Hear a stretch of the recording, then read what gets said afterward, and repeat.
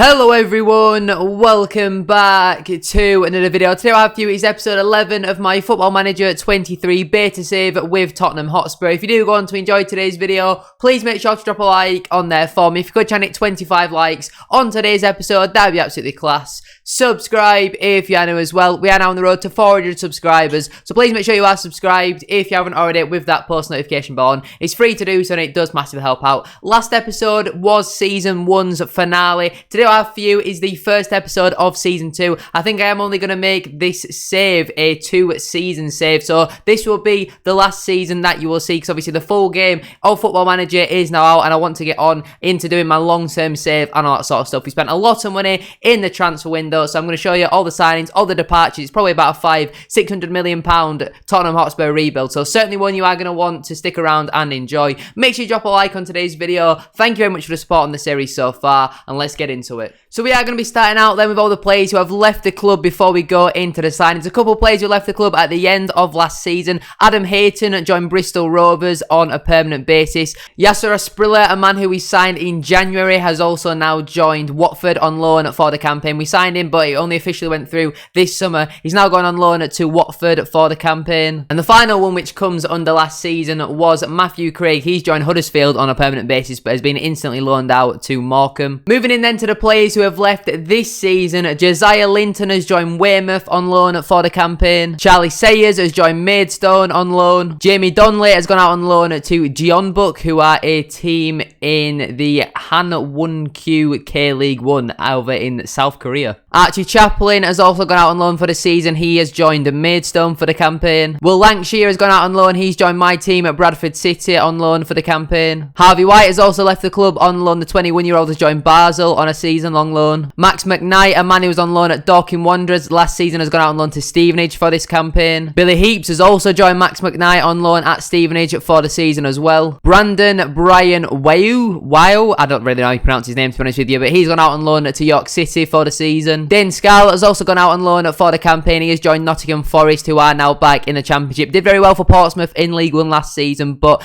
he's certainly a player I might be looking to recall. As soon as he comes up to 2.5 star current ability, I think I certainly am going to recall him. Alfie Dorrington, a man with very good potential. The 18-year-old has joined FC Midtjylland on loan for the campaign. Big news here, as Richarlison has also joined Leicester City on loan for the campaign. It was certainly an interesting decision, but I just felt like he wasn't really going to play all too much this season. He's on £175,000 a week as well. Leicester are going to be paying some of that wages as well if he isn't playing, but apart from that, we're going to be pretty much covering all of his wages. This is the only real one where I'm like, should I have really done that? I'm not too sure, but Leicester are also in the Championship this season, so hopefully he can go there and do very well. He did actually do quite well for us last season. He scored 22 goals in all competitions, but only 9 in the league. Maxim Patskotsi has joined Wellington Phoenix on loan for the campaign as well. Will Andy Yappen has joined Torquay on loan for the campaign. We got £4,000 for that loan fee. Troy Parrott has also gone out on loan once again. He's joined Burnley on loan for the campaign. We got a £170,000 loan fee for him. Pierre-Emile Højbjerg has joined Chelsea on loan for the campaign. We got a £250,000 fee for him, and I also believe that they have a mandatory future fee of £5 million if he does play 20 matches in that one. They're also paying a decent amount of his wages as well. Harry Winks has also left the club on loan. The 27-year-old has joined Sassuolo on loan for the campaign. We got a £235,000 loan fee for him, and they're also paying a decent amount of his wages as well. Brian Gill has also gone out on loan once again. The youngster has joined Crystal Palace on loan for the campaign. We got a £725,000 loan fee for him, and again, they're paying a very healthy amount of his wages for this one. We also had Rio Kyram Mayton, I want to say, joined Cardiff City on a free transfer. And we also had Dante Casanova leave the club. He joined Blackburn Rovers on a permanent basis, but has been instantly loaned out to Accrington Stanley, where he's yet to play. Jaden Williams left the club on a permanent basis. He joined Wigan Athletic for £71,000. Luca Gunter joined Luton Town on a permanent basis, a fee of £140,000, which could rise to £175,000. Matthew Roberts joined QPR on a permanent basis. We got £175,000 for that one. Tino Quimina joined Sheffield United on a permanent basis. We got £210,000 for him. Roshan Mathurin left the club on a permanent basis. He joined Burnley for a fee of about £220,000 as well. Ivan Perisic left the club on a permanent basis. He joined Porto for a fee of £1.4 million. Pepe Matar Sarr also left the club. He joined FC Copenhagen for a fee of £6.25 million. Granted, we have made a significant loss, really, considering he failed to play a Premier League game for the club for the money that we paid for him from FC Metz, but he was absolutely terrible, to be honest with you. 2-star current ability, certainly not a player I was looking to use in the future. Jed Spence also left the club on a permanent basis. He's joined Girona for £7.25 million. Again, we have made a bit of a loss on him. He played quite a lot for me last season, but we're just looking to improve on him at this moment in time. Didn't really develop, still 2-star current ability, so it was never really in my plans for this season. Joe Rodon as well left the club. He joined OGC Nice for £17.5 million, so we actually made a £6.5 million profit on him. Davinson Sanchez obviously joined Lazio on a permanent basis. He was a mandatory future fee, I believe, that he had in his contract, so he's gone there for £17.75 million. Sergio Roberto, a man who I signed last season, joined Napoli on a permanent basis. We actually made a £7.5 million profit on him. He was really poor, to be honest with you. Only a 6.88 average rating for his last season, only 3 goal contributions as well. I just need more from my fullbacks, and we've certainly replaced him with a very, very impressive player. Expensive, but certainly very impressive. Happy to make £7.5 million profit on him. Sergio Reguilon joins Davinson Sanchez at Napoli. His loan move obviously expired. He came back to the club, but again was never really in my plans. He's joined Lazio, for £17.5 million. Again, very similar to Davinson Sanchez in the fact Ben Davies has officially left the club on a permanent basis. The 30-year-old had a mandatory future fee in there to join Wolverhampton Wanderers for £24 million. Giovanni Lo Celso's loan from Villarreal had expired. He came back to the club, but again, 27 years of age, was not really in my plan, so we've moved him on for £27 million, the exact fee, I believe, that we actually paid for him. And the final departure is Roger Ibanez, a man who I signed last summer for £28 million. He's joined Juventus on a permanent basis for £35 million, so we made a £7 million profit on him. Now then, let's get into my signings. I've spent £350 million.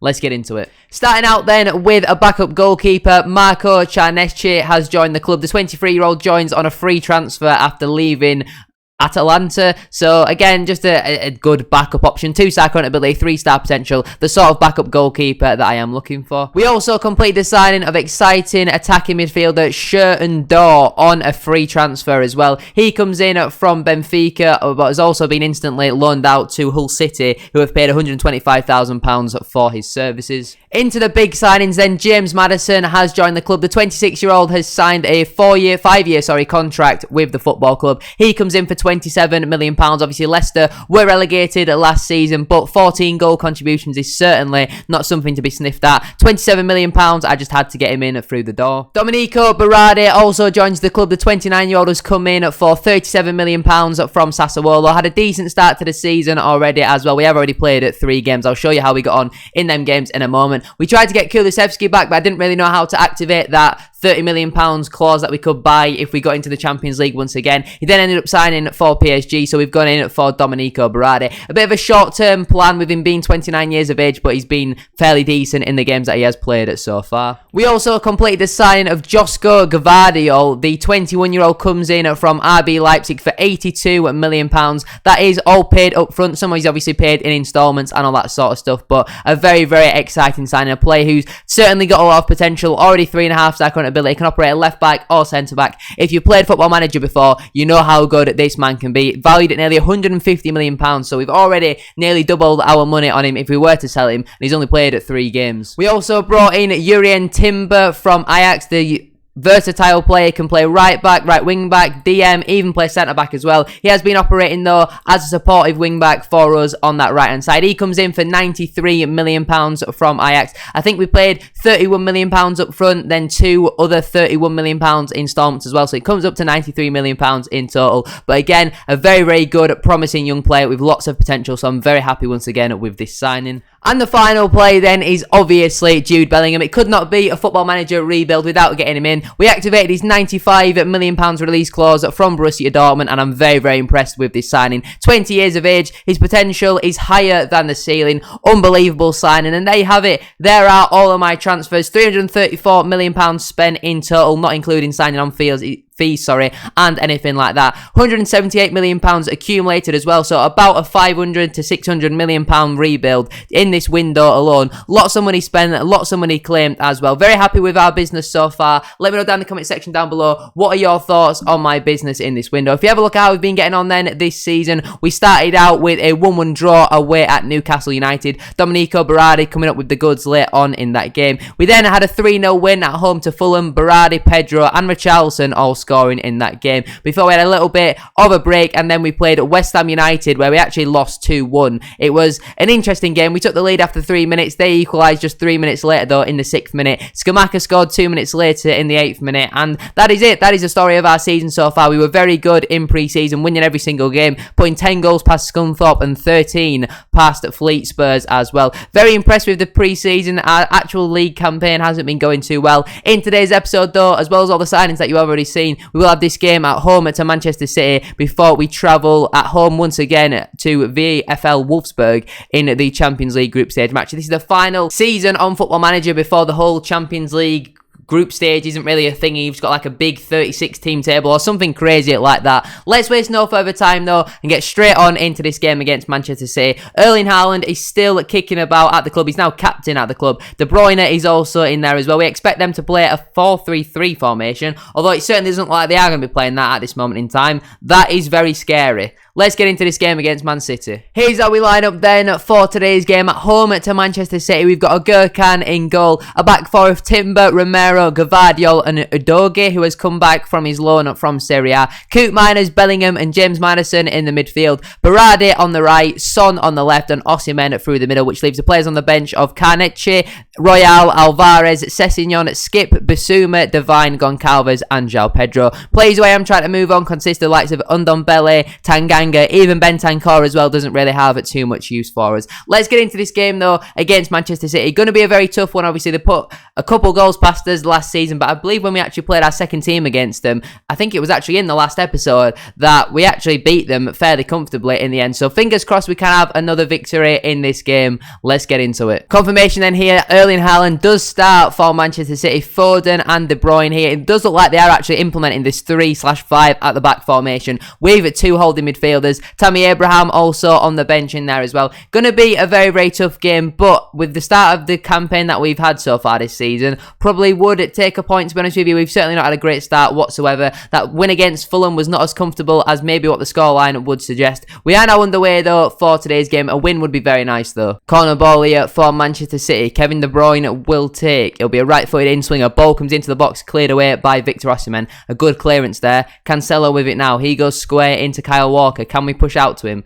That is where the highlight does end. Norwich City are actually currently top of the Premier League. Who would have ever thought that? They've won their first 4 games, or they've won their first 3. They're winning at this moment in time as well. Half time here, it is 0-0. Not quite the goal flurry that we have been seeing in the last couple of episodes, but fingers crossed we can get an early goal in this second half, because I think overall we've probably been the better side. Hernandez picks the ball up here for Manchester City. Gundogan looking for that forward pass into De Bruyne. He finds Erling Haaland. Rodri finds Foden. Great play here from Manchester City. Kyle Walker finds De Bruyne, finds the back of the net. It's very, very easy. They've cut us open like we're not even there, like a hot knife through butter, and 56 minutes on the clock. Manchester City take the lead. Certainly not what we were looking for in today's game. It's great build-up play from them, lovely one-touch football, and we just could not get back into position quick enough. Gvardiol completely caught out. De Bruyne with the goal, and Gurkhan couldn't really do much more there. Manchester City take the lead with only 56 minutes played. We are now going to look to make some substitutions after this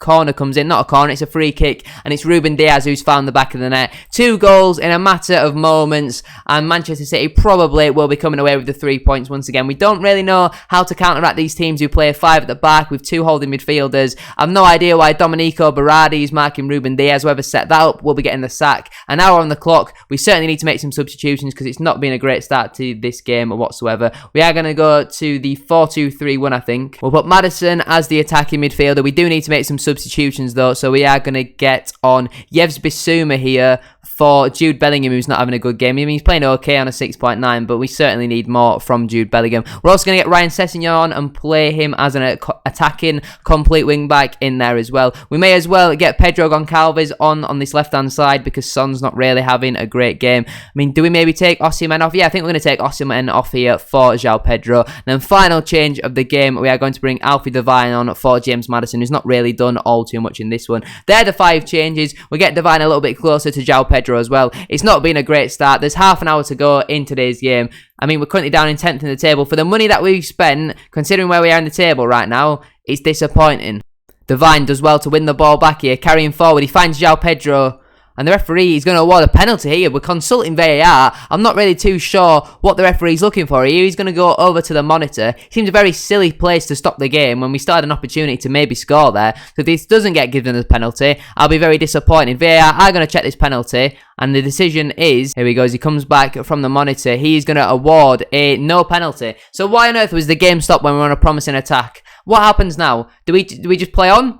Well, that's absolutely ridiculous. Throwing forwards here. Ryan Sessegnon goes down the line looking for Alfie Devine. Plays that 1-2. Sessegnon now finds Alfie Devine. Driving forward. Can he get a shot off? Into the penalty area he goes. Shoots. It's somehow gone through Ederson. It's shocking goalkeeping. Oh, the fighting in the goal here. I'm not too sure who that is. It's Hernandez and Ederson. Proper fighting with each other there. Alfie Devine has his first goal of the season, continuing his brilliant form from last campaign. There's 20 minutes to go here. Can we maybe get back into this one? It's shocking goalkeeping there from Ederson. There's 20 minutes left on the clock. We're going to stick it onto attacking as well now, and hopefully we can try and get something out of this game. As Koopmeiners puts the ball in, looking for Romero, gets underneath it, heads over the bar. Laporte picks the ball up and he goes into Hernandez. Gundogan now, looking to play out of our press. John Stones on in the midfield. He gives it away. João Pedro finds Domenico Berardi. Shoots from distance and he finds the top corner. Some people I know are probably questioning, why have I signed a 29-year-old for £37 million or whatever it was? That is exactly why. Again, similar to us, it's 2 goals in a matter of minutes for Tottenham Hotspur.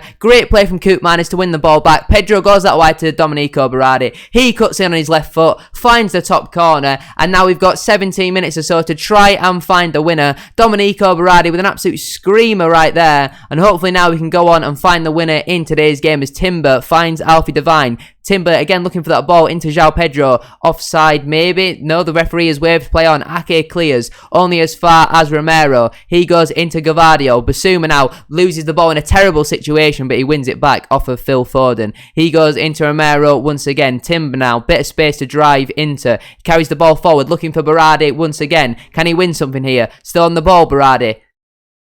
Oh, both players have just stopped there, but Berardi wins the ball back once again. He's brought down, and the referee is surely going to award a penalty on this occasion. He has given the penalty. We are going to have a quick look at VAR once again. We didn't get the VAR in favour of us last time, and on this occasion, no penalty has been given again. Once again, we've been absolutely screwed over by the game. We've got another promising attack, and the referee awards no penalty.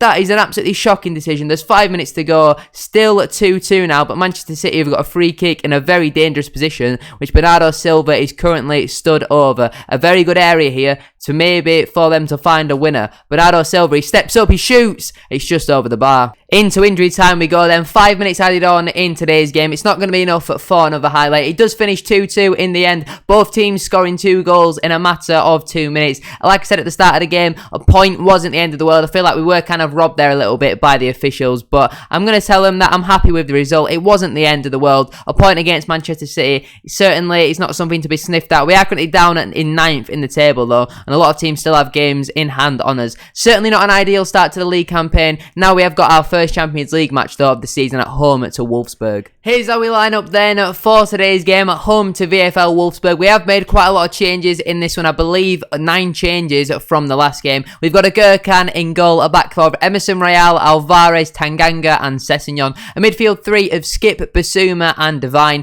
Berardi on the right, the only outfield player to maintain his spot in the squad. Pedro Goncalves comes in on that left-hand side. Again, Pedro Goncalves not had a great last couple of months at the club, so I'm hoping for a big game from him in this one. And João Pedro is up front to lead the line. We need a good start to the Champions League campaign. We did very well in the Champions League last season, getting all the way to the semi-final. This season, though, we want to win the whole competition. We want to win every single trophy this year. Certainly not an ideal start to the league, so if that's something we're not able to do, then Champions League might be our next best bet. We are on television, obviously. Once again, you actually can't hear the Champions League music, but we are now underway for today's game. Let's hope we can start out with a win. Wind picks the ball up here for Wolfsburg, looking for a ball through to Bercalo, but Emerson Royal is able to get out, obviously. Did very well last season out on loan at Liverpool. They chose not to activate that option to buy in the end, as João Pedro has his second goal this season, and Manuel very, very excited to see how well he can develop throughout this campaign. Got the opportunity to play striker in this game with Richarlison leaving the club to go out on loan. Pedro Goncalves with a great header to play the ball through. Pedro rounds the keeper, 5 minutes on the clock, on his weaker left foot, finishes into the back of the net. That's certainly not an easy finish when you got your back to goal on the half volley. A great finish from him though, and we take the lead with just 5 minutes played. João Pedro picks the ball up here, goes back to Oliver Skip. He comes into Alfie Devine, looking for that ball through once again to João Pedro.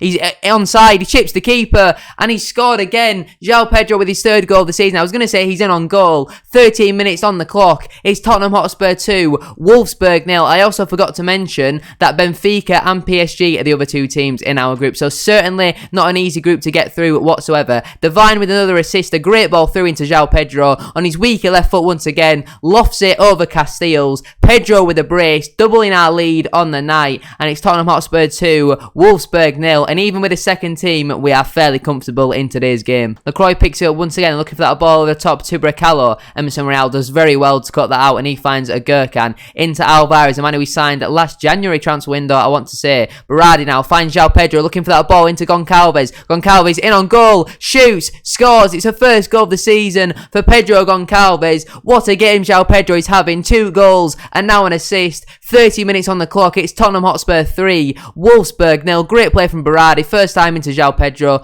Touch. Great ball into Goncalves. Coming in off that left-hand side. Slots it under the goalkeeper. And 31 minutes on the clock. It's Tottenham Hotspur 3, Wolfsburg 0. We are cruising in our first Champions League match of the season. Skip goes into Alvarez here. He finds Bissouma. Turns out and finds Berardi. He goes into Emerson Royal on the overlap. Bit of space here for Royal to drive into. Loses the ball eventually to Bracalo. And now Wolfsburg coming forward here. Good interception though from Edson Alvarez. Berardi gives it away though very cheaply there. And now it's with Abdou Conte. He goes down the line to Bracalo. It's very zoomed in it. I'm struggling to actually see the names. Bissouma chasing, but he can't get anywhere near him. Good interception though from Berardi. Now it's Alfie Devine who'll carry the ball forward for us here. But again, we've lost the ball to Esposito, I want to say. Van de Ven, I want to say. Goes out wide here. Sessignon with a great interception. He plays it through. Looking for João Pedro. This time it is cut out. And it's now with Alfie Devine. Back to Pedro Goncalves. Shoots. Scores. It's the second goal of the season for Pedro Goncalves. His second of today's game.